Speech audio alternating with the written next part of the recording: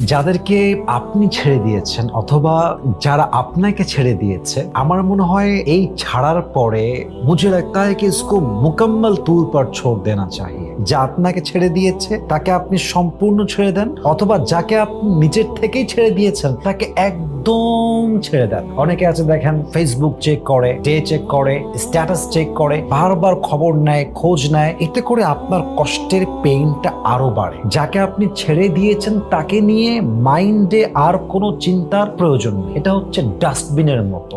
আপনি যখন এটা বেশি নাড়তে যাবেন, বেশি ঘাটতে যাবেন, দুর্গন্ধ বের হবে।